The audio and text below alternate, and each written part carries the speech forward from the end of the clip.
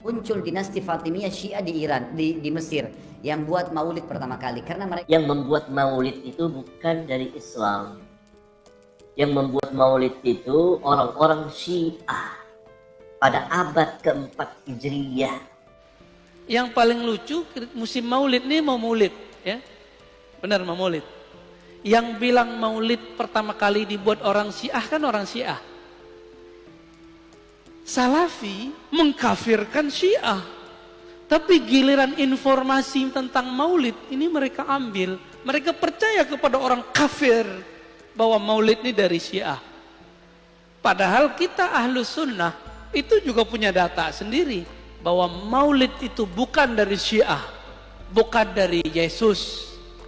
Ini yang paling lucu, selevel Syekh Soleh Fauzan, imam salafi sekarang di Saudi, itu menganggap maulid Nabi itu sama dengan memperingati kelahiran Yesus. Nyambung nggak?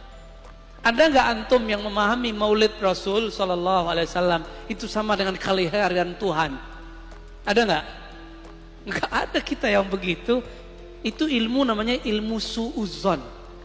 Jadi manhaj mereka itu kita ganti istilahnya manhaj su'uzoniyah, ya, bukan manhaj salafiyah. Su'uzon tiap tahun dijawab nggak aja puas.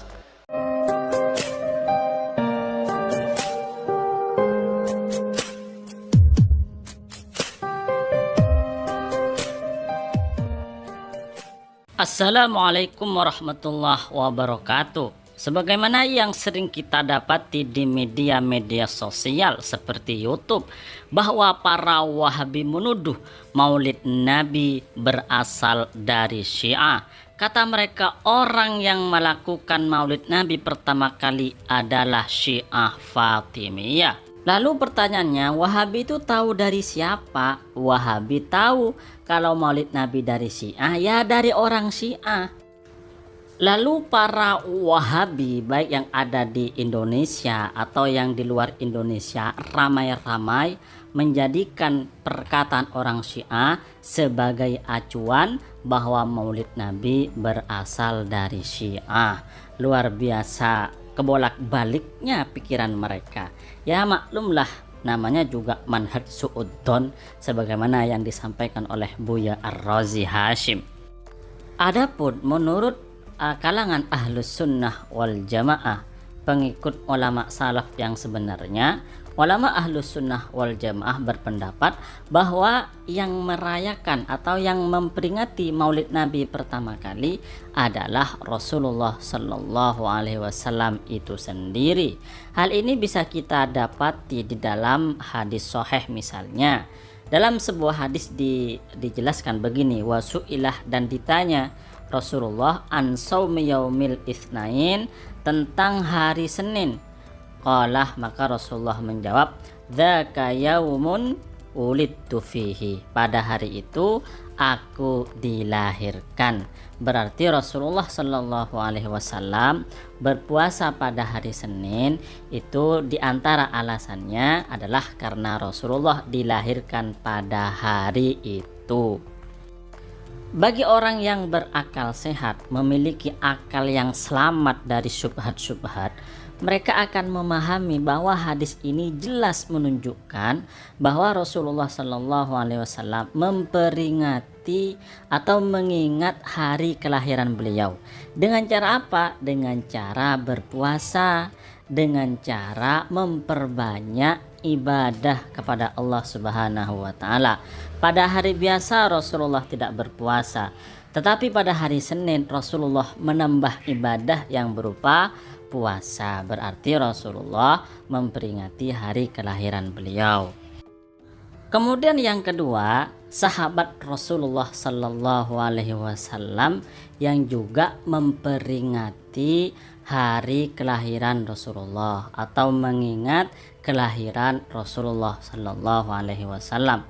Dalam sebuah hadis dijelaskan begini, qala Sayyiduna Muawiyah, Sayyiduna Muawiyah berkata radhiyallahu anhu, kharaja Rasulullah Sallallahu Alaihi Wasallam, pada suatu ketika Rasulullah Sallallahu Alaihi Wasallam keluar ala halqatin, yakni min ashabihi, kepada sebuah perkumpulan, kepada sebuah halaqah, lingkaran para sahabat Rasulullah.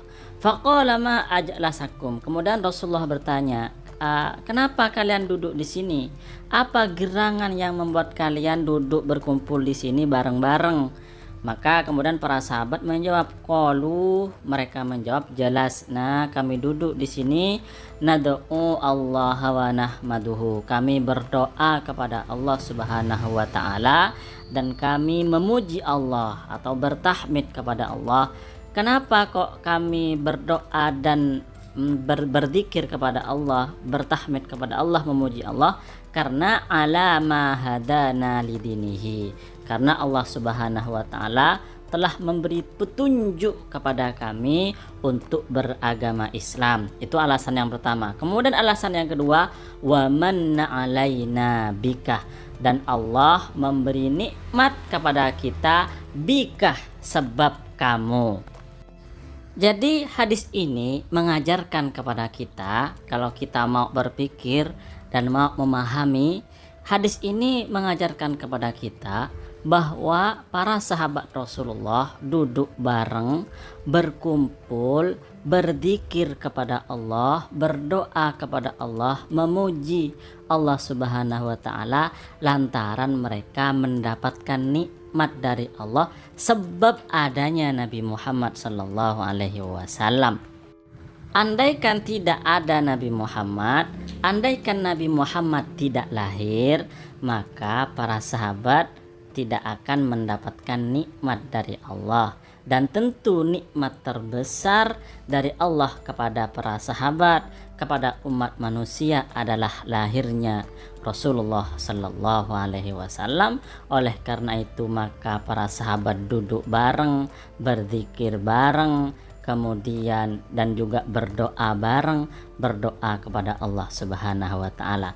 Maka sebenarnya esensi yang dilakukan oleh sahabat ini di zaman sekarang namanya adalah Maulid Nabi. Maulid Nabi itu apa isinya? Ngumpul bareng, kemudian berzikir bareng, berselawat bareng, kemudian makan-makan bareng.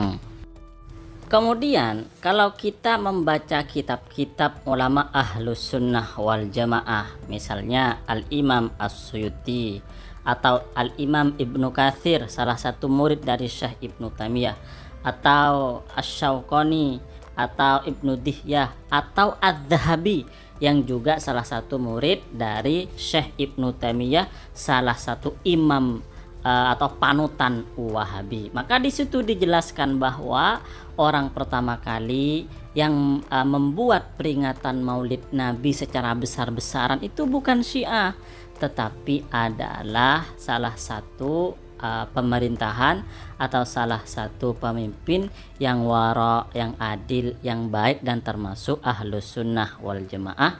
Namanya adalah Raja Al-Mudhaffar Abu Sa'id.